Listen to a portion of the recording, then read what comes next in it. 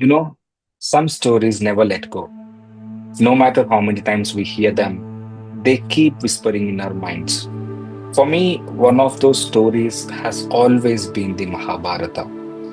Not just because it is grand or ancient or sacred, but because every time I think I've understood it, something new pops up and makes me think, wait, but what about this?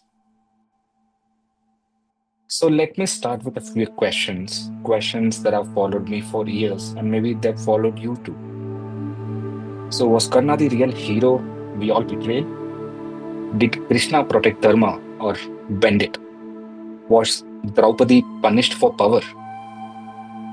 Did Bhishma sacrifice save the throne or just doomed it?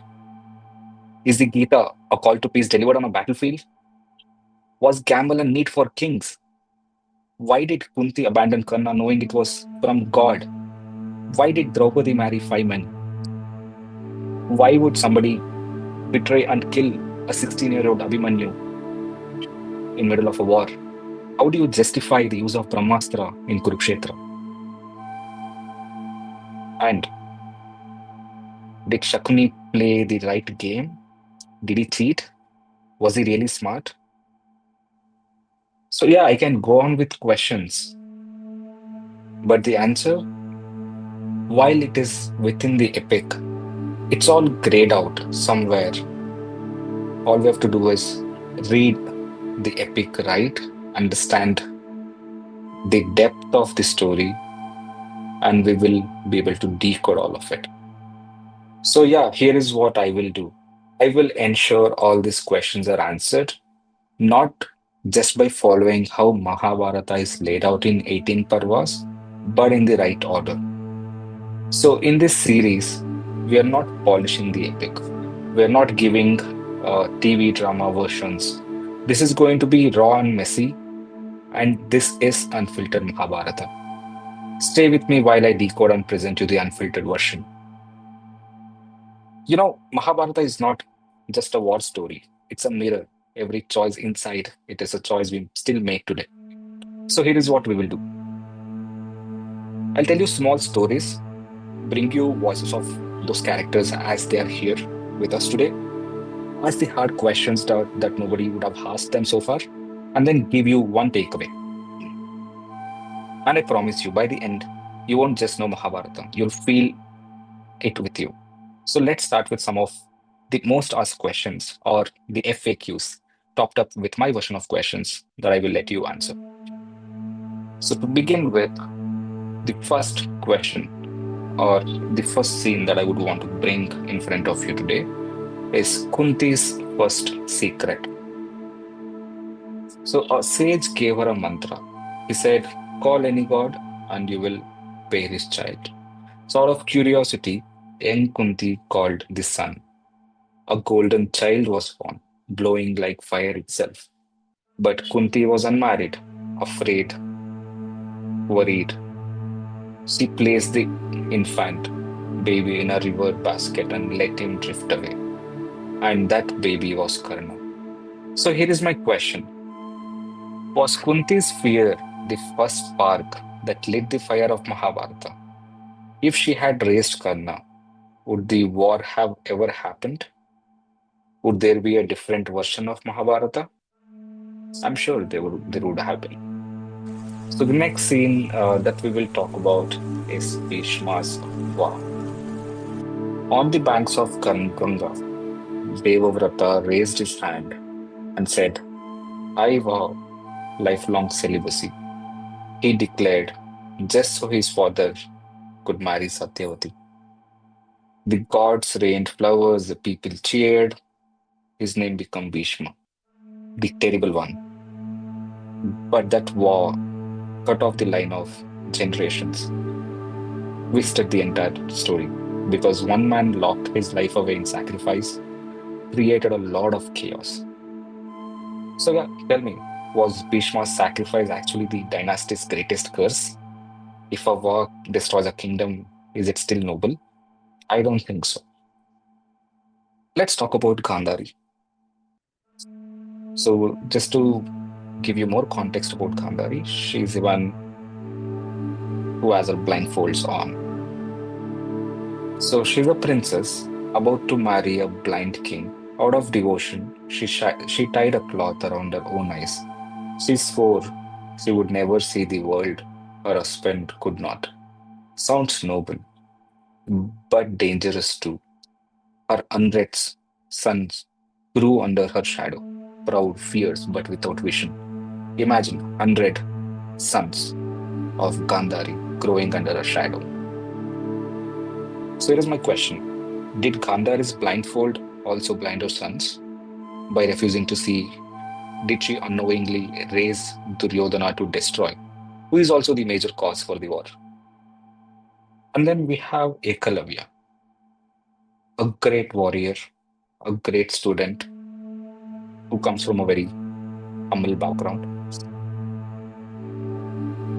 So yeah, Ekalavya is known for his talent, but we will cover a very small part of him today. So in a quiet forest, a boy, which is Ekalavya, carved his guru from mud. Denied by Drona, he still trained, still dreamed. He became better than the best. But when Drona found out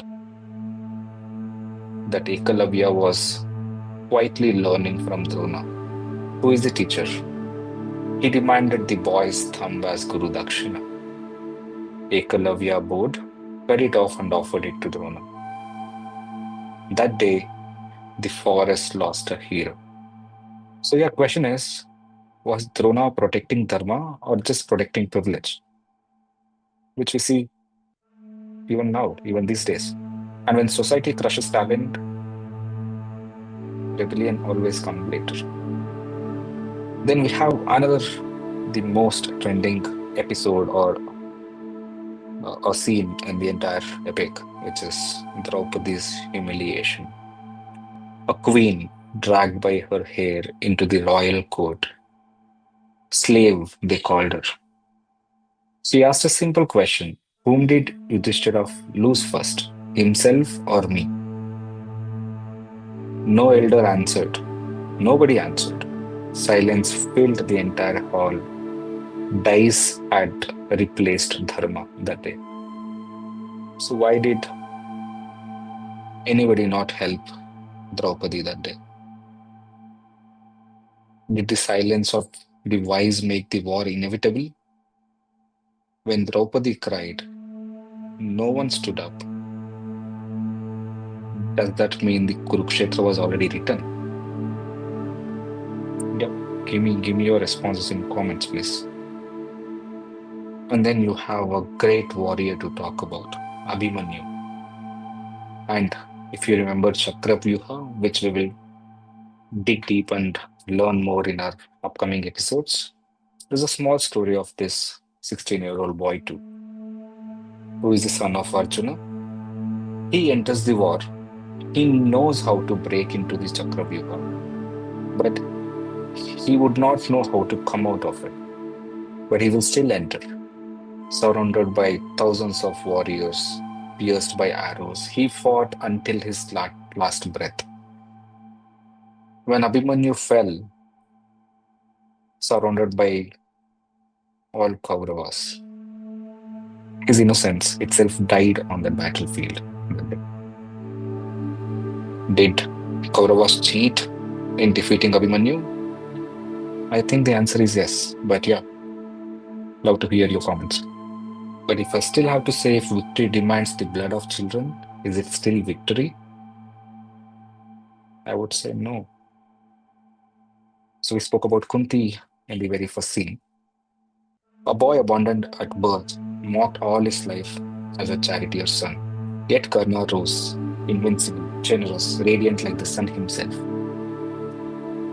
But what's the point? Fate was cruel. One by one, curses followed him. A forgotten mantra, a broken wheel, a cruel destiny that nobody wishes they get into. So, what's the point of being a son of sun? So, here is my question. Was Karna's life a tale of fate or society's injustice? If the world had given him acceptance, would destiny have needed to punish him? I think the entire story would have been different if that was the case, right? And then the very curious question or scene that we should talk about is Krishna's Dharma on the battlefield. So, on the battlefield, Arjuna trembles and says, "How can I kill my own?" He asked, and Krishna smiled. He simply said, "This is your Dharma, do your duty, leave the fruits to me." The words became the Gita. But let's not forget, Krishna also bent rules, twisted Dharma, and justified war in the name of balance. Maybe it is inevitable, but yeah, I still have my question, which is, was Krishna the protector of Dharma or the master of manipulation? When the line between truth and strategy blurs, who decides what's righteous? And then you have a very typical scene, which is Duryodhana's dream. So he was painted as arrogant, greedy, evil. But step back, was Duryodhana also a man who refused to accept a world where birth decided everything? He stood for Karna when no one else did. He shared power with his brothers until dice broke it all. Was Duryodhana truly a villain or just a man born on the wrong side of history? If the dice game never happened, would we remember him differently? I say yes. What's your thought? And then you have a very interesting character, which is Shikhandi. And there is a secret. Born as a girl, raised as a prince, reborn as a warrior, Shikhandi carried a past life's anger against Bhishma. And on the battlefield, Bhishma lowered his bow before Shikhandi, refusing to fight because it is against the war rules. That moment decided the tide of Kurukshetra. So it makes me think if Shikhandi justice reborn or it is vengeance reborn. When the past shapes the present, is it really dharma or just unfinished revenge? I think it is unfinished revenge, nothing to do with dharma, at least in this case. And then you have the famous Ashwatthama's curse, the son of Drona burning with rage one night after the war was lost. Ashwatthama entered the Pandava camp and slaughtered their sons in their sleep.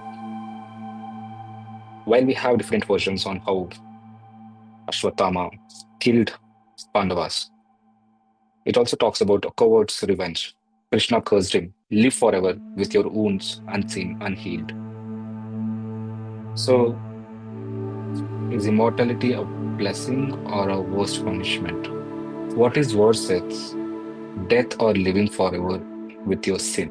Nobody knows what happened to Ashwatthama so far, but I'm sure he's still there somewhere. And then we talk a lot about gamble. Yeah, within Mahabharata, the eldest Pandava, Yudhishthira, called Dharmaraja, sat at the dice table. He staked his jewels, his kingdom, his brothers, his wife, Dharma himself, gambling away everything. Was it any need? So, yeah, is it connected to war? I don't know. Did the war begin not on the battlefield but the dice hall? I think yes. And this is also connected to Draupadi's question, dragged by her hair into the dice hall. She was humiliated before the kings. Nobody helped. She did curse, and that curse did the worst that could do to the world. So we not heard about this character a lot, but make a note of this name, and we're going to have a dedicated few minutes talking about Ghatotkacha, who is half demon, half human, son of Bhima. Ghatotkacha unleashed terror on the Kauravas, and to stop him, Karna used his divine weapon, the one arrow he had saved for Arjuna. The night was won, but the day was lost. I think somewhere during this event, Kauravas indirectly lost to Pandavas, and Krishna's mastermind did play a very crucial role in this event. So you tell me, did Ghatotkacha die as a hero or as a pawn? Did Krishna sacrifice him to save Arjuna, turning that into a strategy? So yeah, for today, let me end my sort of questions here today. See, just these scenes have raised so many questions, in which is not even 0.01% of the entire epic. Imagine the amount of gray area we will decode by the end of this series. And that's why the Mahabharata is not just history. It's a mirror. It's a choice towards fear, promise, loyalty, rage that becomes a thread into web that leads to war. The question is, if we stood in their place, would we do any better? Would we do anything different? We don't know that, but yeah, let's use the comment section to fill all our responses and our comments and our debates there. So that's all for today. In the next episode, we will cover Adi Parva, but with elements from all Parvas connecting Adi Parva to ensure that we stick to the story that happened and not how it was written. Until then, choose Dharma over ego every day. Jai Shri Krishna.